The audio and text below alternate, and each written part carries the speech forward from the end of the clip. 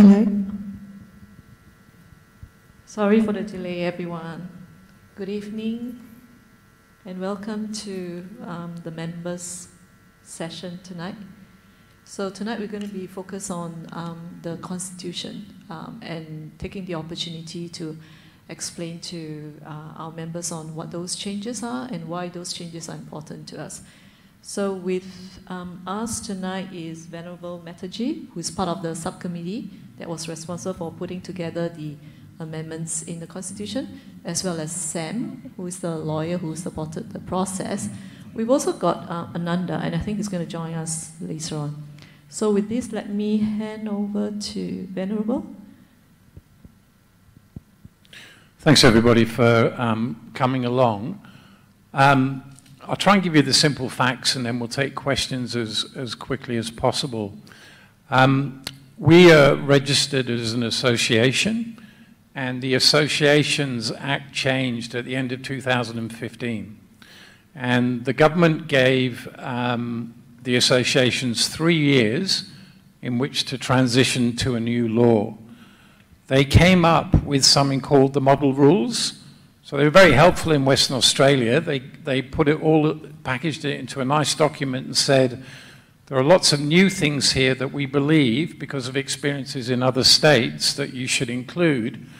Things such as having an internal dispute resolution system, having more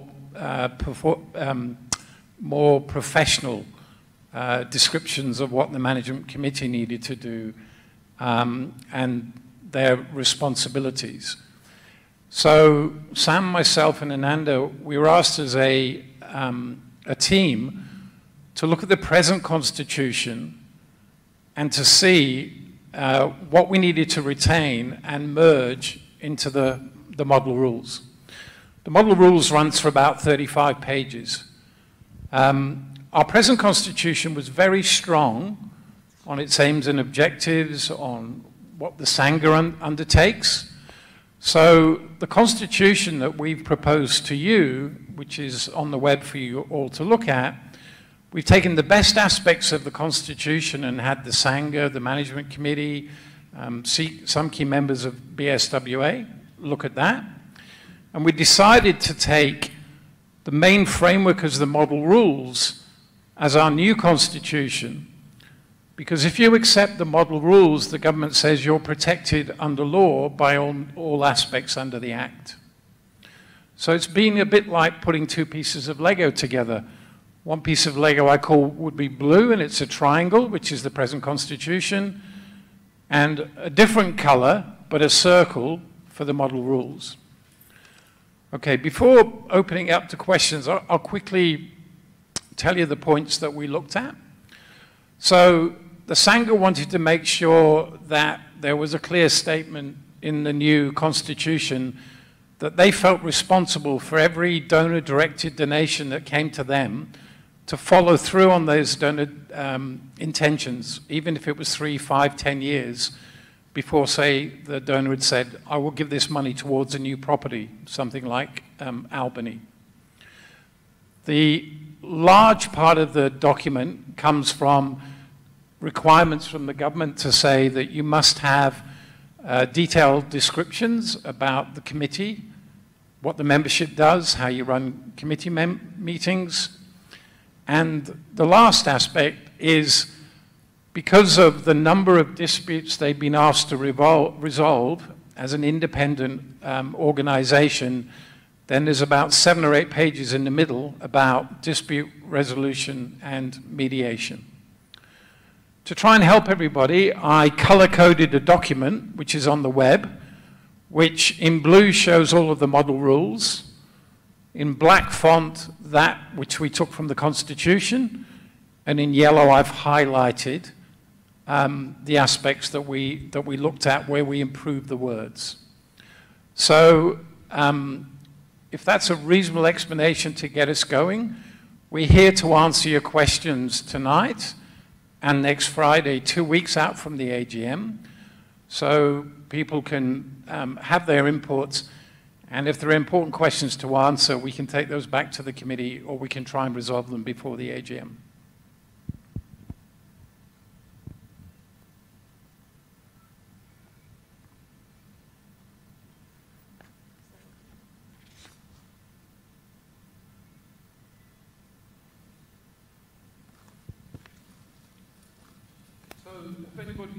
Does anyone have any questions about the Constitution they viewed, or would they like some more detail from myself or Sam?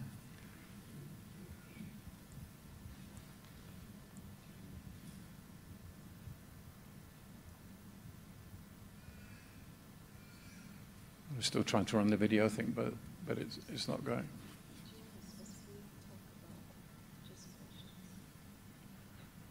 Would people like me to dive into certain specific portions of the Constitution? Well, I think what we might do is to just focus on. Can I hand you this? More significant Yep. questions so people understand why these changes are suggested. Okay, there's probably 7 or 8 things to highlight. So the first thing we would like to point to is under the aims and objectives. That statement that I just mentioned is asking that the objectives now say that the committee is to apply donor-directed funds for the specific purpose for which they were donated. So historically, Ajahn Brahm, the Sangha may have been said, here's 40,000 in memoriam of my mother. I would like that to go to the next property that you decide to purchase. So to put a clear statement in that, so we often are keeping account records consistently to make sure that the money that flows in is directed by the donor, goes out at some stage, even if it's sort of 3 or 5 years later, against what was requested. We asked for the opportunity that if we needed to give a guarantee, that the seeking of a guarantee would be checked with the committee. So a new aspect on page 5 is the ability to give a guarantee if that's required for a financial transaction.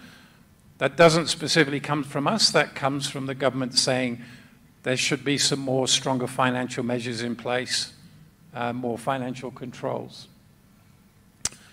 The next one is, it's merely the mention that from 2015, we came under the immediate sanction of that act. So the act became law on the 1st of July 2016.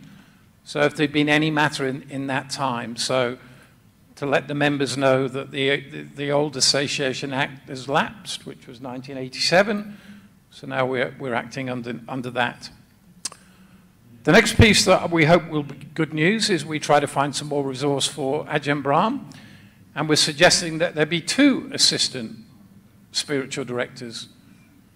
The first assistant spiritual director would be of the opposite sex to that was chosen as the spiritual director. So if the spiritual director was male, the first assistant spiritual director would be female.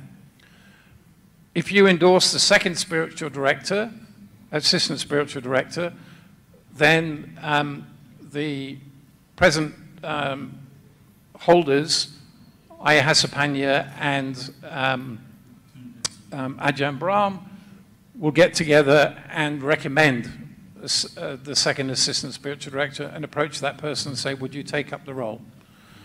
The intention of the 2 roles is to make sure there's sufficient support to cover the workload that Ajahn Brahm now has.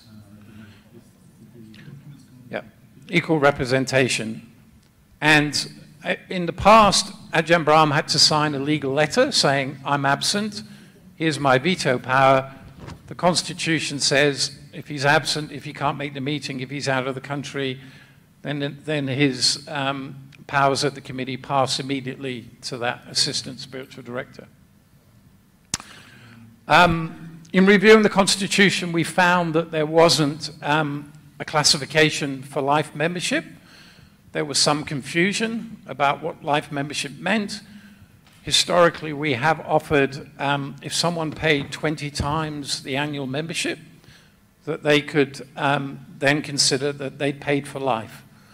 So at a committee meeting a couple of weeks ago now, we passed a recommendation which has been put into the Constitution that there be a new class called paid for lifetime membership, and it reads, a member who pays the full membership annual fee in a multiple of 20 times will be designated a paid for lifetime member and will pay no future fees.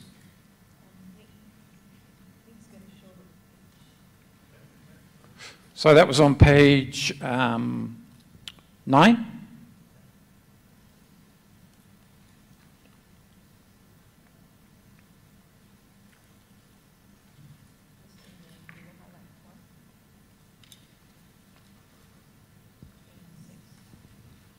you there?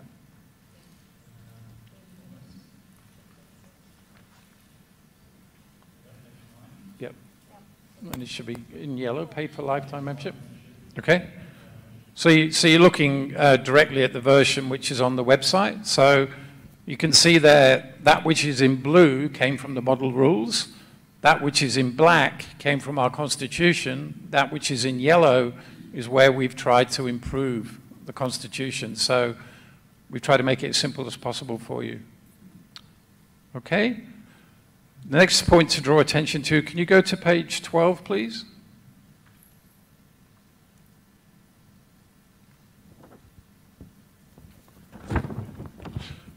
So part 5 is a complete new section which goes for 3 or 4 pages, which is disputes and mediation, and it's all in blue. We see no reason why what the government is asking for shouldn't be adopted.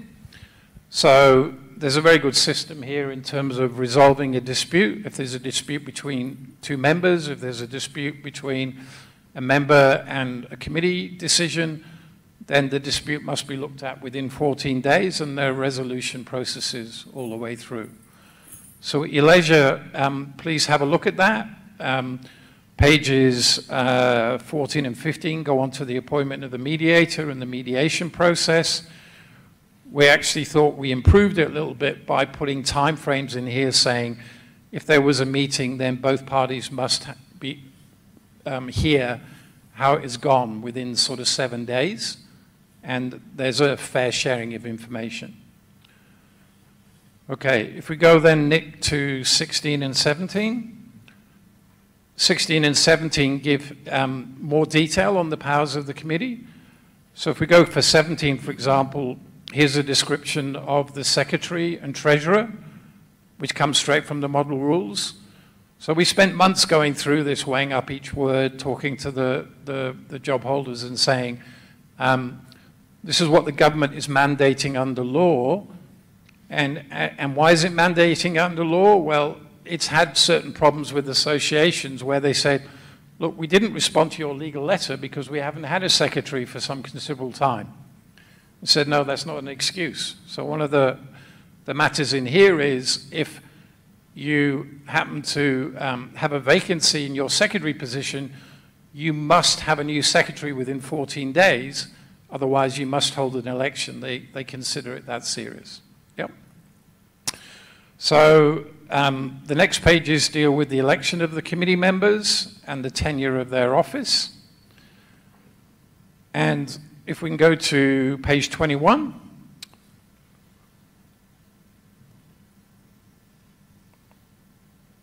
We thought the government had some really helpful terms in running of the committee meetings, the procedure, their order of business, the taking of minutes and the like. So when you look to our constitution, there may be 8 or 9 lines.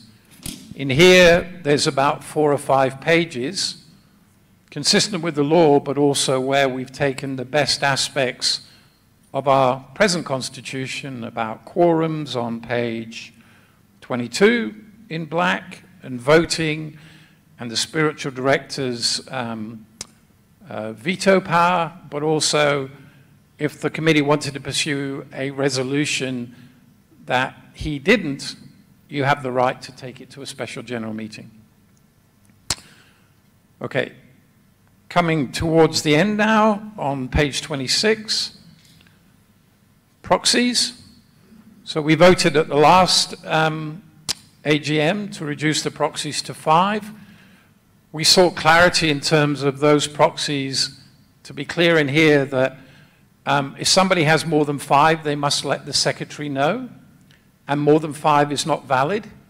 So to spell it out in the the yellow highlighted section, and the secretary would have to notify the person, if they produce more than 5, that they'd have to pick 5 and then let the person know that the others weren't valid before the meeting. Page 31. There have been, unfortunately, a few scandals in some associations. My old state, New South Wales, had a big one with the Returned Servicemen's League. Some of you may have been aware of that. But basically, they set up a subsidiary company over the years to set up aged care. And some of the directors on the board of the RSL asked for consultancy fees for ringing up and giving advice to the aged care facility. They took in the order of millions out of the not-for-profit. They also put up their children in 5-star hotels in Sydney for 7 years. So some of this new law says you must be conscionable about financial matters, and Part 8 is new. It stipulates how you can invest money, how you must take your meetings, and what veto powers people have. So the control of funds there is really spelled out and is something that the commissioner of the associations will check very carefully in Western Australia. And then lastly, to close, we could have made this constitution about 3 or 4 pages bigger, but the standing orders for running an AGM, we're saying that they should be bylaws going forward. So what's in those standing orders? Well, it says this is the agenda for an AGM. This is how the president can take questions from the floor and the like. So the proposition is we publish those on the website. People can look at them anytime they want. There'll be copies in the room. The president and secretary will make sure that people have got access to those for the AGM, if need be. And very lastly, there was concerns that would anybody ever try and take the BSWA away from us? So Sam, myself, and Ananda wrote a long section on page 35 to close the document and said, if for any reason this was wound up, or there was a seeking of a merger or something else, there are 6 levels here of where we wish to see this organization go to. So the first one is it must pass into the hands of a Theravada organization in Western Australia.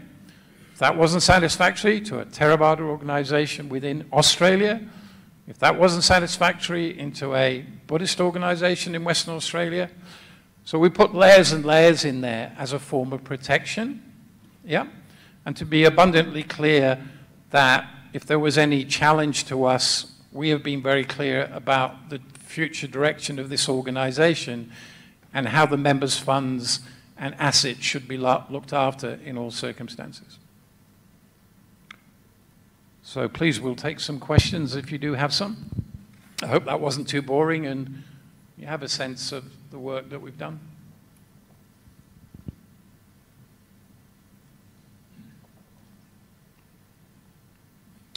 Do most people think they can support it? Is there enough good work there? Is everyone ready? No? Maybe? Fell asleep during it? No, I don't want to say anything. Just wondering if anyone's read it, actually.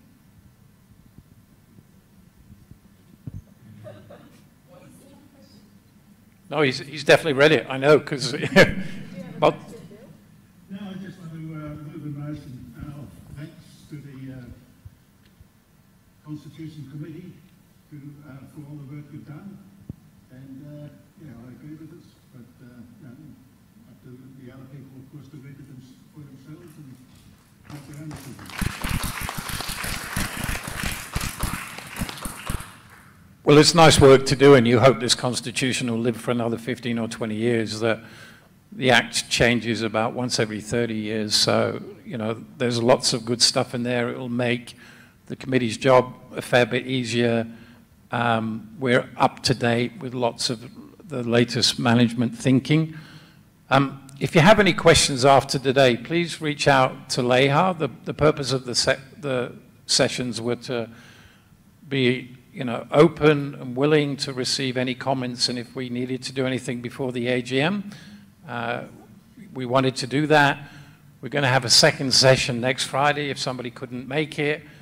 We've made a film of this so we can put it out there for people who couldn't come remotely, but this is your constitution now, so hopefully people can give it the thumbs up in 2 weeks' time at the AGM, and we'll go to work on putting all these things in place.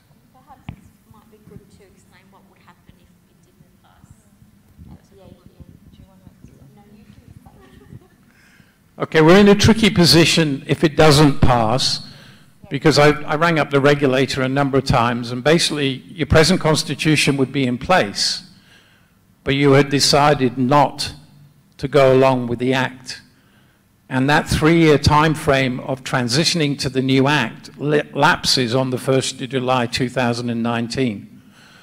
So the regulator has said, if there's something in the model rules that the member is complaining about and saying, look, I didn't get mediation, I feel the model rules would have protected me in certain circumstances, the member goes and complains to the regulator will say, we fine for the complainant because the Act is in place.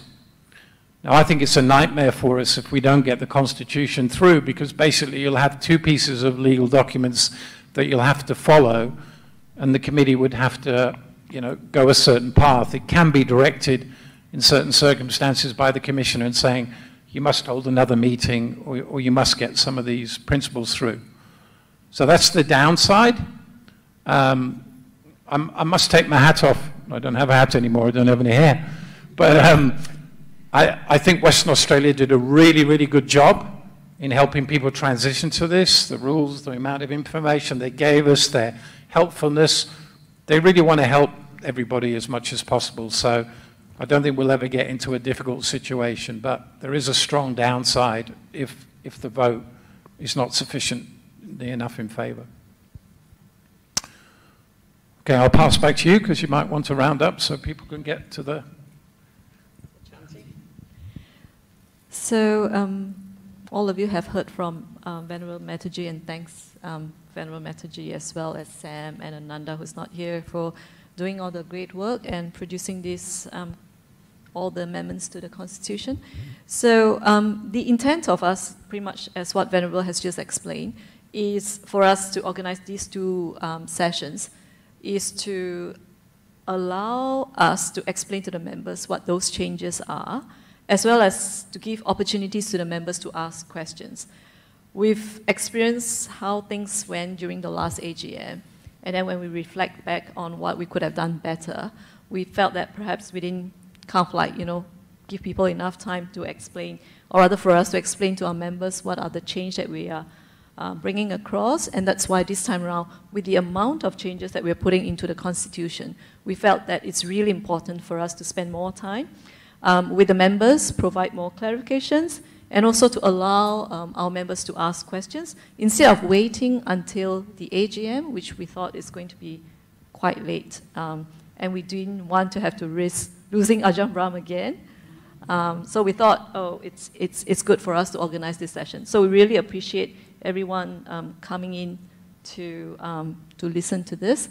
And we also encourage you, if you have not yet had an opportunity to look at our Constitution and the changes that we've marked up on the document, please do so. The documents are actually on the website. And we've provided my email contact for anyone who wants to ask any questions. I'm not the expert, but they are the experts, so I'll direct the questions to them. And these sessions and these clarifications are really for you to understand what's going on, so we would encourage your participation. We've also posted a video by Ajahn Brahm online because we thought it would be good for the members to hear directly from Ajahn as to how he supports these changes. So we're quite happy to hear back from any one of you if you have any questions. Through email, if you want, at the end of the talk later, you could talk to us as well. Or Yeah. They can email the questions through. Yeah, yeah. So maybe one last call for any questions from the people here? No? Okay, so if not, I'll close the session. So we'll be doing a similar session next Friday, but in the meantime, let us know if you have any questions. Otherwise, we'll see more people next Friday. Thank you, everyone.